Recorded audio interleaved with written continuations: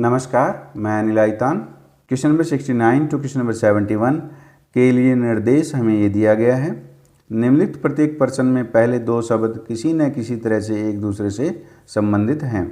दिए गए चार विकल्पों में से एक ऐसा शब्द चुनें जो प्रश्नवाचक चिन्ह के स्थान पर आ सकता है और तीसरे शब्द से वही समान संबंध हो। जोड़े इस प्रकार दिए गए हैं। क्वेश्चन नंबर 69 है अमीटर विद्युत धारा।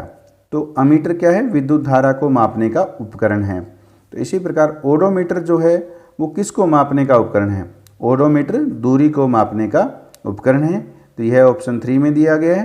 तो इस प्रकार ऑप्शन 3 बिल्कुल सही है। नेक्स्ट क्वेश्चन 70 है रेस ट्रैक। रेस जो है वो ट्रैक पर होती है। तो क्रिकेट कहाँ खेली जाती है? क्रिकेट है वो पिच पर खेली जाती है। तो क्वेश्चन मार्क के स्थान पर पिच आएगा। तो ये ऑप्शन 3 में है। इस प्रकार ऑप्शन 3 बिल्कुल सही है।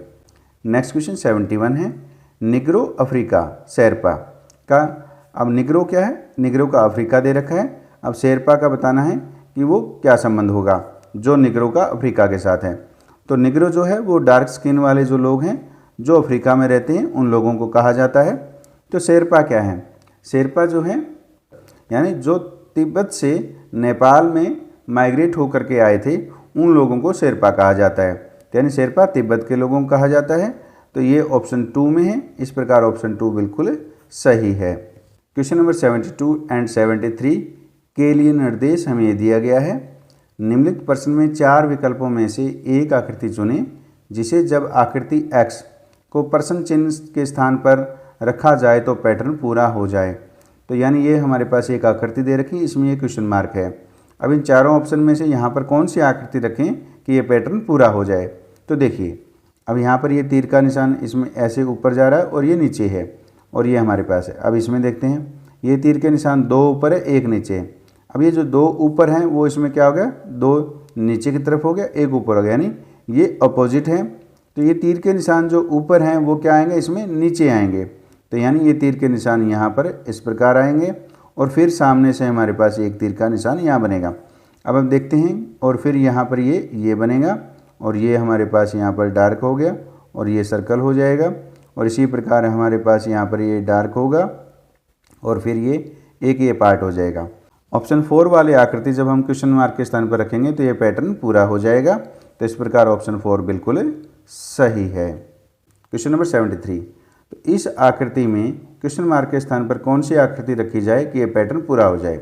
अब देखिए अब इसमें क्या है, ये जो दो पतली लाइनें हैं वो यहाँ पर अपोजिट हो रही हैं यानी एक दूसरे के पलट गया। तो इस प्रकार यहाँ पर भी जो ये हमारे पास यहाँ पर है तो देखिए इसमें दो पतली लाइन ऐसे आएगी, यहाँ पर इस प्रकार आनी चाहिए। अब ये लाइनें इस प्रकार है और ये लाइनें इस प्रकार है।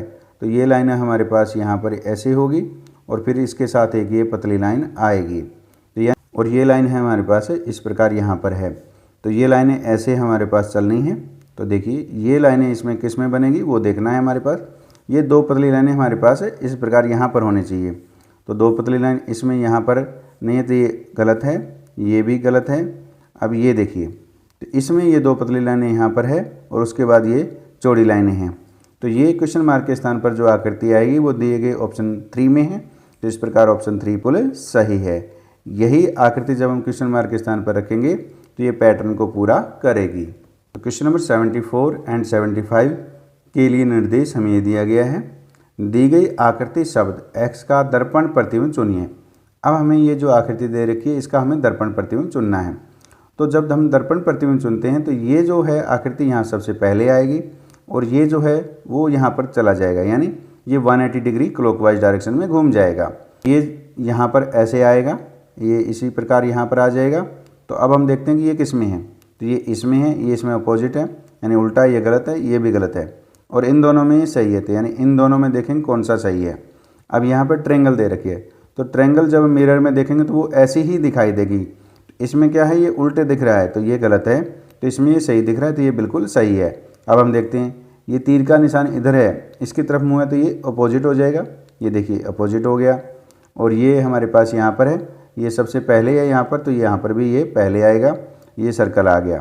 तो इस प्रकार इसको जब हम मिरर में देखेंगे तो ऑप्शन 3 में दी गई आकृति जैसी ये दिखाई देगी। तो इस प्रकार ऑप्शन 3 बिल्कुल सही है। क्वेश्चन नंबर 75 में शब्द हमें मलयालम दे रखा है। हमें देखना है कि ये मिरर में कैसे दिखाई देगा। तो m का तो m ही दिखाई देगा, तो m जैसे है वैसे ही m इसमें दिखाई देगा, और a भी एज इट इज़ दिखाई देगा, और l जो है वो पलट जाएगा, वो कैसे हो जाएगा, ऐसे हो जाएगा, और a जो है वो एज इट इज़ ही रहेगा। तो हम इसी से अंदाज़ा लगा सकते हैं कि कौन सा ऑप्शन सही है। तो MA, तो MA L इसमें सही है, इसमें अपोजिट है यानी इस जैसा है, फिर A आ गया, फिर देखिए A के बाद क्या है, Y एज इट इज़ रहेगा, A एज इट इज़ रहेगा, L इस तरफ है तो ये L का जो है इस तरफ हो जाएगा, A का A रहेगा, M का M रहेगा। तो यानी मलयालम को जब मिरर में देखेंगे तो ऑप्शन 2 में जो शब्द दिया गया है वो वैसा दिखाई देगा। तो इस प्रकार ऑप्शन 2 बिल्कुल सही है। तो question number 76 and question number 77 के लिए निर्देश हमें दिया गया है, अंग्रेजी वर्णमाला और संख्याओं के दिए गए संयोजन का जल प्रतिबिंब चुनिए। तो जब हमें जल प्रतिबिंब चुनना होता है तो हमें इसको नीचे की तरफ देखना होता है। तो जैसे यहाँ पर ये A दे रखा है तो ये ऐसे A दिखाई देगा। जल प्रतिबिंब और दर्पण प्रतिबिंब को आपने विशेष रूप से ध्यान रखना है। दर्पण प्रतिबिंब में आपने इस साइड में यानी राइट हैंड साइड देखना होता है, और जल प्रतिबिंब में आपने डाउनवर्ड की तरफ देखना होता है। तो अब देखिए 76 में यहाँ पर A है और 1 है, तो A अपोजिट इस प्रकार हो जाएगा, तो ये सभी में दिया गया है। अब 1 है तो यहाँ पर ये 1 दे रखा है, तो 1 कैसे दिखाई देगा, तो ये 1 जो है वो ऐसे दिखेगा। तो ये किस किस में, देखिए इसमें नहीं है, इसमें नहीं है, इसमें और इसमें यानी इन दोनों में है। तो आगे क्या है, M है, तो M जो ऐसे है हमारे पास है तो M क्या हो जाएगा, ऐसे हो जाएगा यानी W के जैसे हो जाएगा। और 3 जो है वो 3 जैसा ही दिखाई देगा। अब हमारे पास यहाँ पर क्या है, B दे रखा है, तो B क्या हो जाएगा, तो ये B इस प्रकार यानी P जैसा हो जाएगा। तो अब हम देखते हैं कि ये कौन से ऑप्शन में है। देखिए ये हमारे पास ये इसमें दिख रहा है, ये A ऐसे है 1M3P यानी B है वो P बन गया। इस शब्द को जब हम जल प्रतिबिंब देखेंगे तो ऑप्शन 3 में दिए गए जैसा हमें दिखाई देगा। तो इस प्रकार ऑप्शन 3 बिल्कुल सही है। नेक्स्ट हमारे पास 77 है, तो ये हमारे पास दिया गया है, इसमें अक्षर भी दे रखी है और संख्याएं भी दे रखी है। तो देखिए ई जो है वो ई जैसा ही दिखाई देगा, यानी इसको जब हम ई को जल प्रतिबिंब में देखेंगे तो ये ऐसा ही दिखाई हमें देगा। तो 8 है वो 8 जैसा ही दिखाई देगा, यानी 8 है वो 8 जैसा ही आएगा, तो ये भी इसमें सही है। अब हमारे पास यहाँ पर क्या दे रखा है, टी दे रखा है यानी ऐसे दे रखा है। तो जब हम इसको पलटेंगे तो हमारे पास ये कैसे हो जाएगा, देखिए ये हमारे पास इस प्रकार हो। तो टी को जब हम नीचे जल प्रतिबिंब में देखेंगे तो ये ऐसा दिखेगा। तो ये किस में है, ये हमारे पास सेकंड में नहीं है, 4 में है। तो इस प्रकार ऑप्शन जो 4 है वो बिल्कुल सही है। अब हम बाकी देख लेते हैं। तो 4 को जब पलटेंगे तो वो ऐसा दिखाई देगा। ई जो है इसको पलटेंगे तो ये इस प्रकार आ जाएगा। 9 है वो इस प्रकार 6 उल्टा बन जाएगा, सी का सी रहेगा। ऑप्शन 4 में दिया गया शब्द इस दिए गए शब्द का क्या है, जल प्रतिबिंब है। तो question number 78 and question number 79 के लिए निर्देश हमें दिया गया है। दिया गया चित्र एक्स, ये एक चित्र दे रखा है। 4 चित्रों 1, 2, 3 और 4, ये हमारे पास 4 चित्र दे रखे हैं, में से एक परिणाम है। यानी ये जो चित्र दे रखा है वो किसी एक में से निहित है, यानी उसके अंदर है, उसी में से ये निकाला गया है, जो कि एक्स इनमें से किसी एक में निहित है।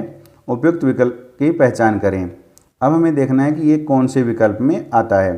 तो देखिए ये जो है वो ऑप्शन 4 में बन रहा है, इस प्रकार यहाँ से, और फिर हमारे पास इसमें यहाँ पर आ रहा है ये ऐसे, फिर यहाँ ऐसे आ रहा है, फिर ये देखिए ये इस प्रकार, ये जो आकृति है वो ऑप्शन 4 में निहित है, यानी इसके अंदर है।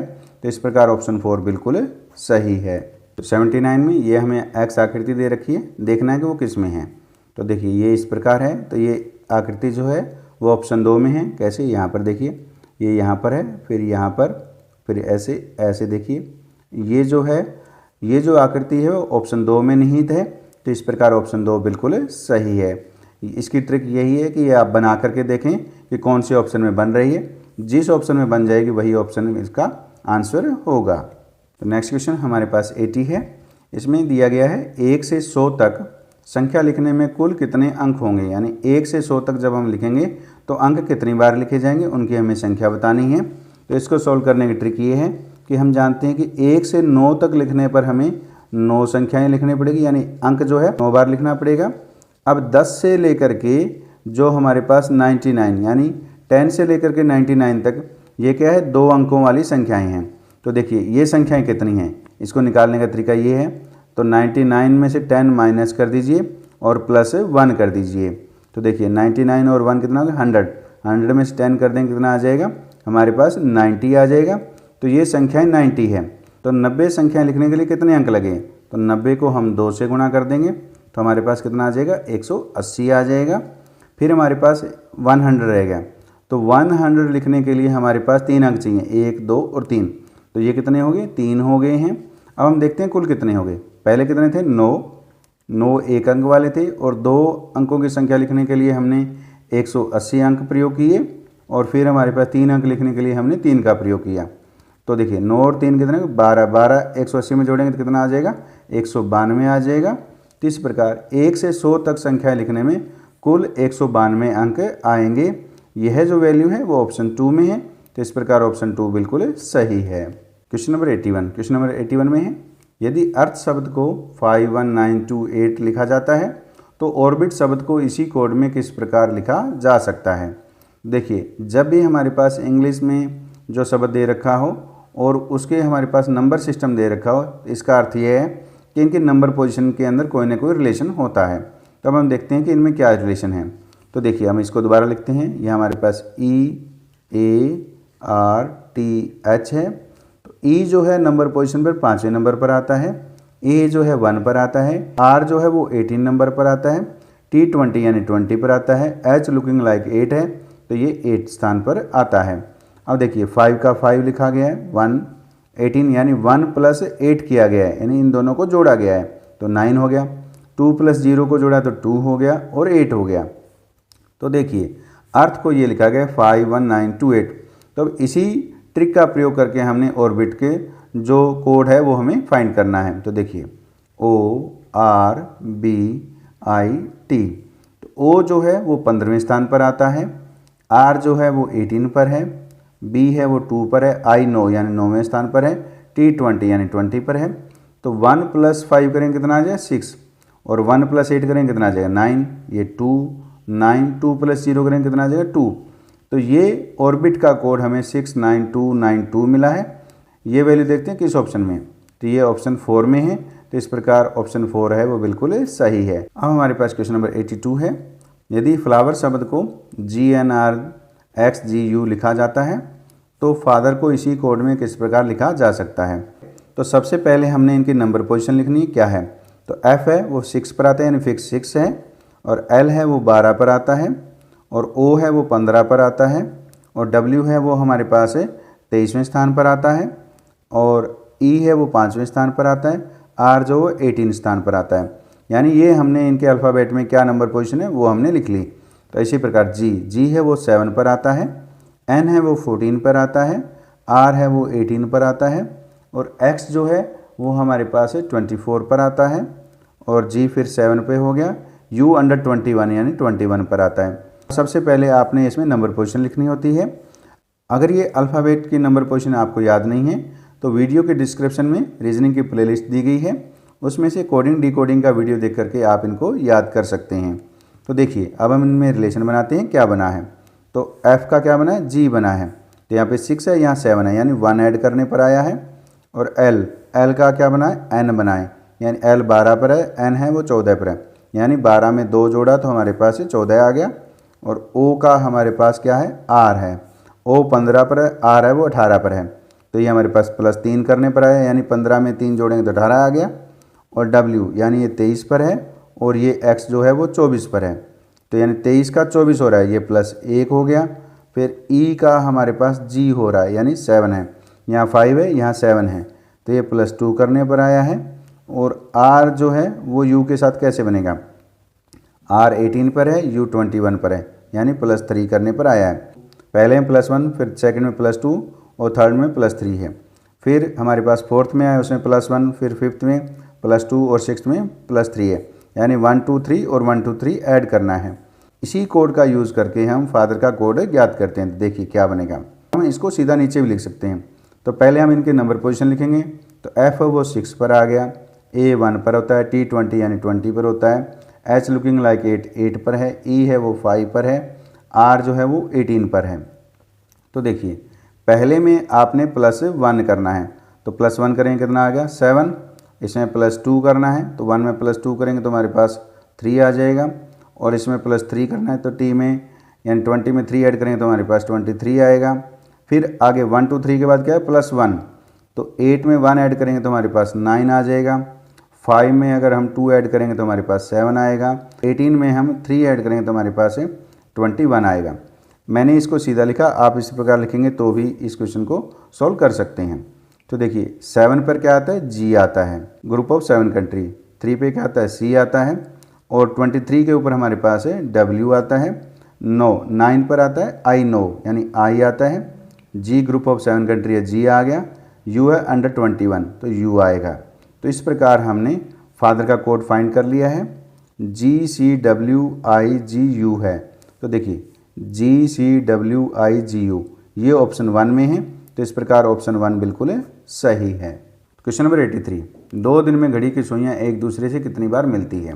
12 घंटे में घड़ी की सुइयाँ एक दूसरे से 11 बार मिलती हैं, तो 24 घंटे में कितनी बार मिलेंगी, 24 घंटे में वो 22 बार मिलेगी। अब हमें यहाँ पर 2 दिन पूछा है, तो 2 दिन का अर्थ क्या हो गया, 48 घंटे।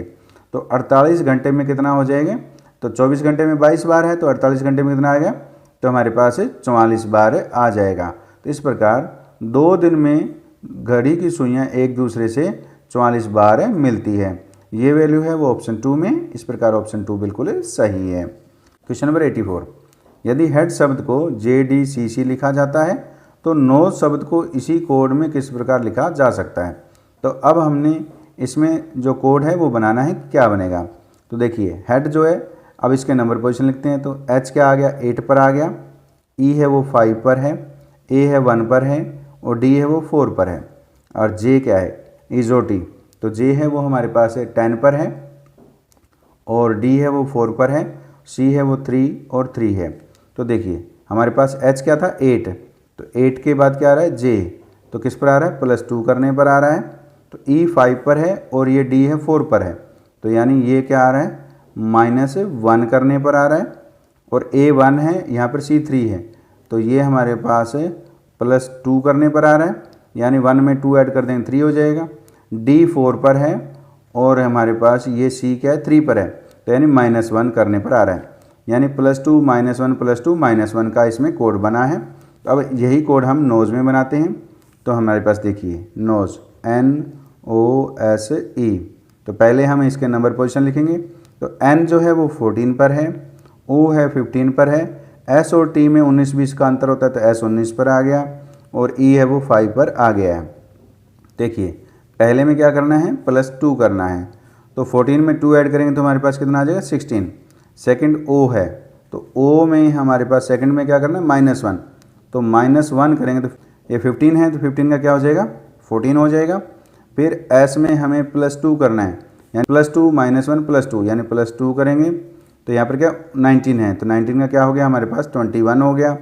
फिर हमें -1 करना है, तो हमारे पास -1 करेंगे तो ये 5 में -1 करेंगे तो हमारे पास कितना आ जाएगा, 4। तो देखिए 16 पर जो हमारे पास नंबर पोजीशन पे जो अल्फ़ाबेट आता है वो P आता है, 14 पे N आता है, और 21 में U आता है, और अंडर 21 और 4 पे क्या आएगा, D आएगा। तो इस प्रकार इसका जो कोड बना है वो बना है PNUD बन गया है। तो ये कौन से ऑप्शन में है, तो ये ऑप्शन 1 में दिया गया PNUD। तो इस प्रकार ऑप्शन 1 बिल्कुल सही है। क्वेश्चन नंबर 85 के लिए निर्देश हमें ये दिया गया है, निम्नलिखित प्रश्न में घूर्णन के बाद मुख्य आकृति X को दर्शाने वाले विकल्प का चयन करें। तो क्वेश्चन नंबर 85 में ये आकृति X दी गई है। अब रोटेशन के बाद ये आकृति किस प्रकार की दिखाई देगी वो हमें चूज करना है। तो ये आकृति जो है इस जैसी नहीं है, क्योंकि यहाँ पर ये जो ये कट दिया गया ये इसमें सही नहीं है, और ये भी इसका बिल्कुल भी नहीं है। और इस ऑप्शन 4 में देखें तो इसमें भी ये ट्रायंगल जो है वो बिल्कुल स्मॉल है, इसमें यहाँ पर जो अंदर ट्रायंगल दी गई है वो इस जैसी नहीं है। तो ऑप्शन 2 में जो दी गई आकृति है वो आकृति X जैसी है, जो रोटेशन के बाद इस प्रकार दिखाई देगी। तो इस प्रकार ऑप्शन 2 है वो बिल्कुल सही है। क्वेश्चन नंबर 86, क्वेश्चन नंबर 86 में है, एक व्यक्ति पश्चिम की ओर चलना प्रारंभ करता है। कुछ दूर चलने के बाद वह चलने की दिशा के 135 डिग्री बाएं मुड़कर चलता है। अब वह किस दिशा में जा रहा है। तो देखिए एक व्यक्ति, मान लेते हैं कि व्यक्ति यहाँ से चलना प्रारंभ करता है और वो पश्चिम की ओर जा रहा है, तो तो दिशा सूचक में हमारे पास जो ये है, इसमें हमें नॉर्थ क्या है वो हम अपवार्ड लेते हैं, और ये साउथ है डाउनवार्ड में, और ये राइट हैंड को ईस्ट होता है और लेफ्ट हैंड को क्या होता है, वेस्ट होता है। तो इस पॉइंट से व्यक्ति जो है पश्चिम की ओर चलना प्रारंभ करता है, यानी वेस्ट की ओर चलना प्रारंभ करता है, और ये चलना प्रारंभ किया, और कुछ दूर चलने के बाद वो अब चलने की दिशा, तो चलने की दिशा कौन सी होगी, ये चलने की दिशा है, इस दिशा से 135 डिग्री बाएं मुड़ जाता है। तो बायां इसका क्या होगा, बायां डाउनवर्ड में होगा, यानी नीचे की तरफ बायां हाथ है इसका, तो वो 135 डिग्री जो है वो नीचे की तरफ मुड़ता है, यानी ये यहाँ पर 90 और ये यहाँ पर 45 डिग्री, यानी ये वो इस डायरेक्शन के अंदर मुड़ जाता है। ये कोण जो है 135 डिग्री चलने की दिशा से है। तो अब हमें बताना है कि ये डायरेक्शन इसकी कौन सी है, तो ये डायरेक्शन इसकी ये डायरेक्शन है, ये कौन सी है, साउथ ईस्ट है, यानी दक्षिण पूर्व है। यह ऑप्शन 3 में दिया गया है, इस प्रकार ऑप्शन 3 बिल्कुल सही है। तो क्वेश्चन नंबर 87 में है, चिराग का जन्मदिन मंगलवार 29 मई को है। यदि साहिल का जन्म 17 नवंबर को हुआ था तो उसी वर्ष साहिल का जन्मदिन सप्ताह के किस दिन होगा। तो अब हमें साहिल का जन्मदिन सप्ताह के किस दिन हुआ था वो हमें ज्ञात करना है। तो चिराग का जन्मदिन मंगलवार 29 मई को हुआ, तो अब हम इसमें दिन गिनेंगे कि 29 मई के बाद 17 नवंबर तक दिन कितने हैं। तो देखिए मई के अंदर हमारे पास जो दिन है वो 29 मई को हुआ, तो 29 के बाद कितने दिन बच गए, 30 और 31, यानी 2 दिन बच गए, तो 2 दिन ये हो गए। उसके बाद हमारे पास जून है, तो जून के हमारे पास 30 दिन हो गए हैं। फिर जुलाई है हमारे पास, जुलाई के 31 दिन हो गए हैं। फिर जुलाई के बाद अगस्त के भी हमारे पास 31 दिन हैं। सितंबर के भी हमारे पास 30 दिन हैं। फिर अक्टूबर के 31 दिन हो गए हैं, और फिर है नवंबर। तो नवंबर के कितने दिन लेने हैं, क्योंकि साहिल का जन्म 17 नवंबर को हुआ है, तो नवंबर के हमने 17 दिन लेने हैं। तो जब हम इनको जोड़ेंगे तो हमारे पास 172 आएगा। अब हम इसको 7 से डिवाइड करेंगे, क्योंकि हमें सप्ताह का दिन निकालना है, तो 7 से डिवाइड करेंगे तो 2 पर जाएगा, यानी 14, हमारे पास 3 आ गया और 2, तो ये 4 पे जाएगा 28, तो ये हमारे पास रिमेनिंग क्या रहेगा, 4 रहेगा। मंगलवार के बाद चौथा दिन कौन सा होगा, देखिए पहला कौन सा होगा, बुधवार, दूसरा गुरुवार, और तीसरा है वो शुक्रवार, और चौथा कौन सा हो जाएगा, शनिवार।